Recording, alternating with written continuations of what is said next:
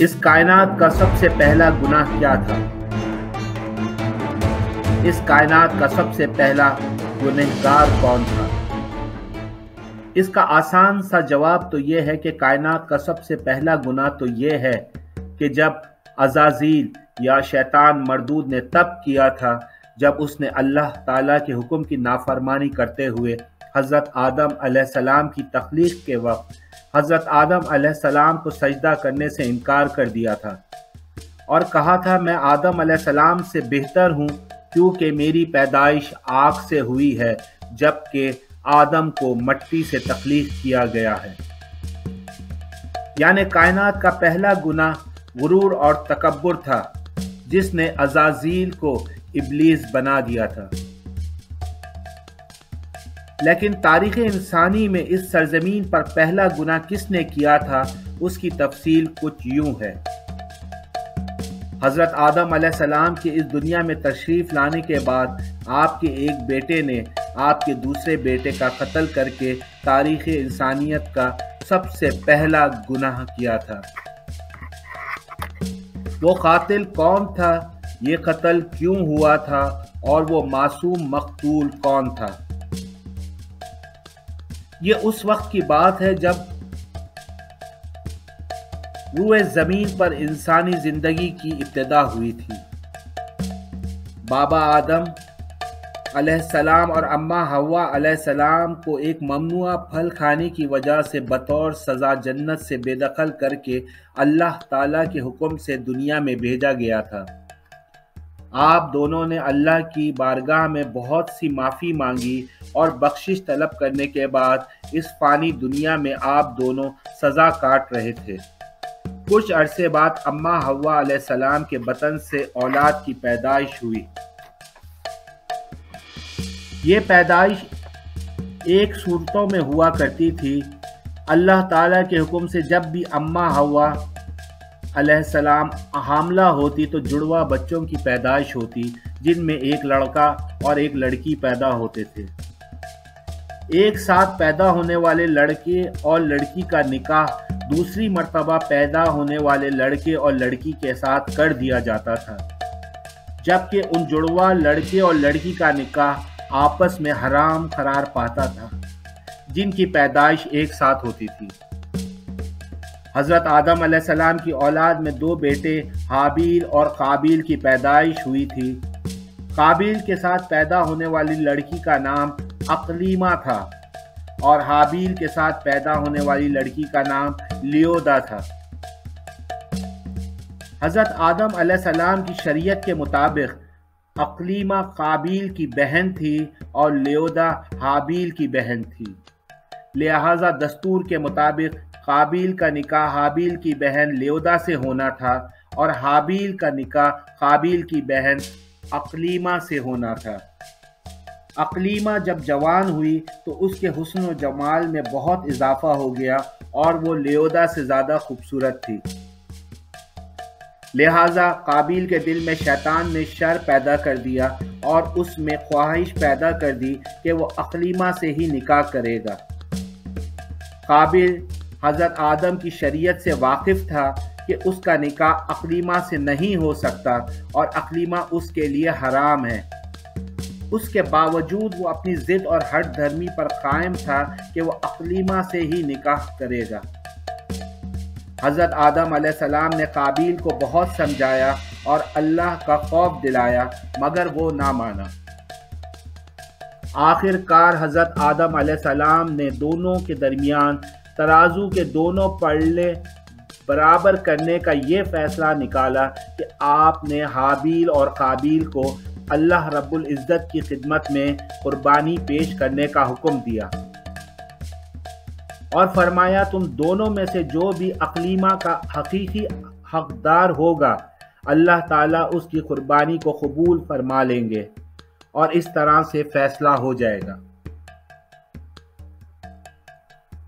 اس زمانے میں قربانی قبول ہونے کی یہ نشانی ہوتی تھی کہ قربانی کرنے والا اپنی قربانی پہاڑ کی اونچی چوٹی پر رکھ دیتا اور آسمان سے ایک آگ کا شعلہ اتر کر اس قربانی کو بھسم کر دیتی تھی۔ اور جو قربانی قبول نہیں ہوتی تھی آگ اسے نہیں کھایا کرتی تھی۔ حابیل کا پیشہ مویشی جانور پالنا تھا اور قابیل کا زراعت کا پیشہ تھا۔ حابیل نے اپنے ریوڑ سے ایک اعلیٰ اور بہترین بھیڑ کو قربانی کے لیے پیش کیا، اور قابیل چونکہ کھیتی باڑی کیا کرتا تھا لہٰذا اس نے کچھ اناج اٹھا لایا جو کہ اعلیٰ معیار کی نہ تھی۔ قابیل نے یہ سوچ کر اگر اس کی قربانی قبول ہو گئی تو اس کے اناج کو ویسے بھی جل جانا ہی ہے، تو اچھی فصل کو برباد کرنے کا کیا فائدہ، اس لیے وہ ناقص قسم کا اناج قربانی کے لیے لایا۔ جبکہ حابیل ایک نیک سیرت اور اللہ سے ڈرنے والا شخص تھا، چنانچہ اس نے نیک نیتی کے ساتھ خالص اللہ تعالیٰ کی رضا کے لیے اپنے ریوڑ سے بہترین مویشی کو پیش کیا۔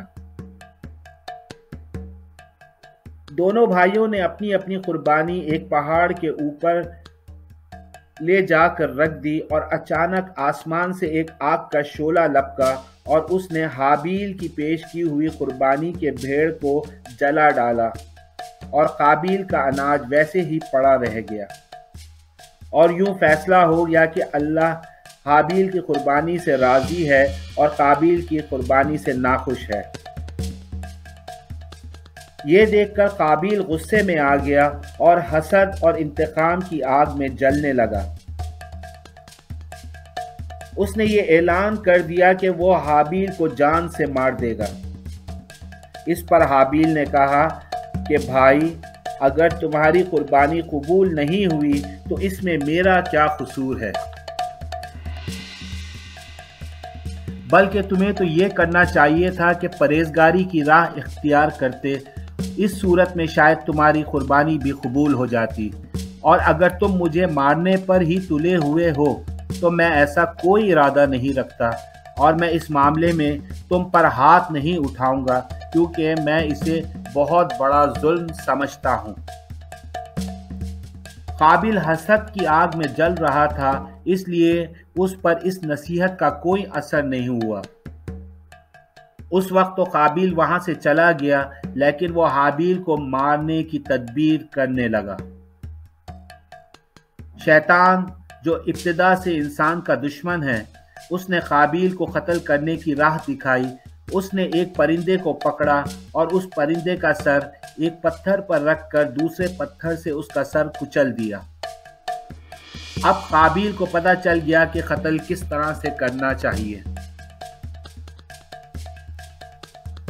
حابیل چونکہ بکریاں چراتا تھا تو ایک دن وہ ایک درخت کے سائے میں آرام کر رہا تھا، تو قابیل نے اس وقت بڑی بے رحمی سے حابیل کا قتل کر دیا۔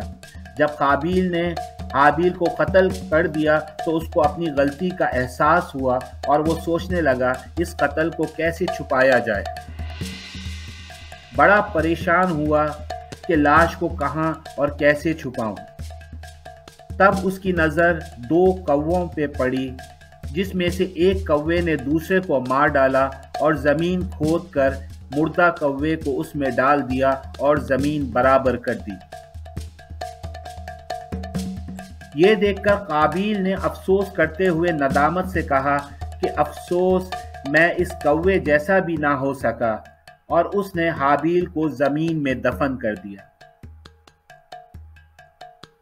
جب قابیل نے حابیل کو قتل کیا تو اس سے پہلے اس کا رنگ سفید تھا،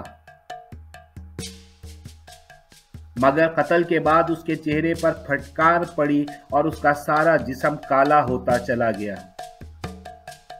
اس وقت آدم علیہ السلام حج کے لیے مکہ گئے ہوئے تھے۔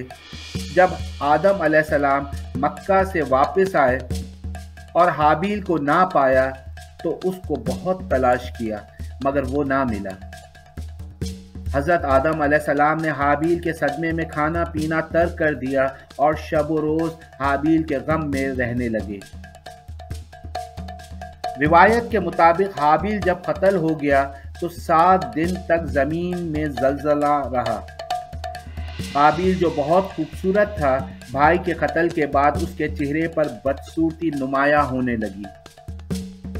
حضرت آدم علیہ السلام نے قابیل کو اپنے دربار سے نکال دیا اور قابیل یمن کی سرزمین عدن میں چلا گیا۔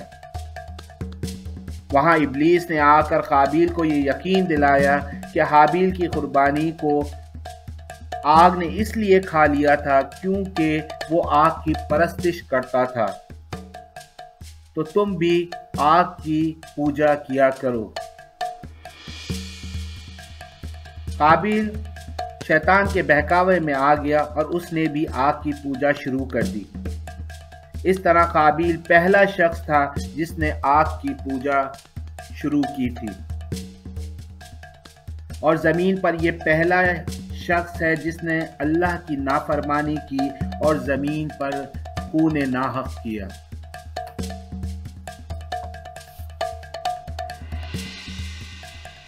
توریت کے باب پیدائش میں بھی قابیل اور حابیل کا مکمل واقعہ ملتا ہے، جن میں قائن اور ایبل کے نام سے ذکر کیا گیا ہے۔ توریت مقدس کے باب پیدائش اس واقعے کا ذکر اس طرح سے آیا ہے: چند روز کے بعد یوں ہوا کہ قائن اپنے کھیت کے پھل کا ہدیہ خداوند کے واسطے لایا، اور حابیل بھی اپنے بھیڑ بکریوں کے پہلوٹے بچوں کا ہدیہ لایا، اور خداوند نے حابیل کو اور اس کے ہدیے کو منظور کر لیا، پر قائن کو اور اس کے ہدیے کو منظور نہیں کیا۔ اس لیے قائن غضبناک ہوا، اور قائن نے اپنے بھائی ایبل کو غصے میں کچھ کہا۔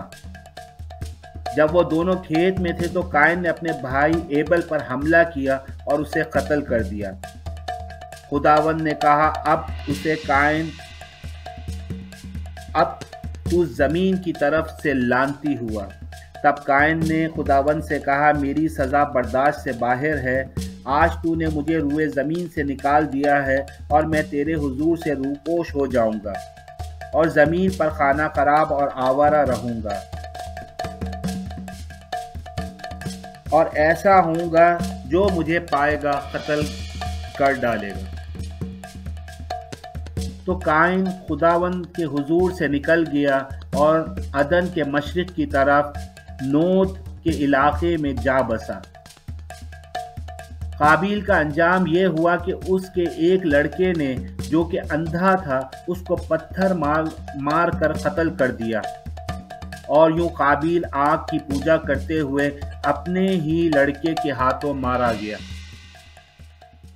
حدیث مبارکہ میں آتا ہے کہ نبی پاک صلی اللہ علیہ وآلہ وسلم نے فرمایا، زمین پر قیامت تک جو بھی خون ناحق ہوگا اس کے عذاب کا ایک حصہ یا بوجھ اور گناہ قابل پر بھی ہوتا ہے، کیونکہ اس نے سب سے پہلے قتل کا طریقہ ایجاد کیا تھا۔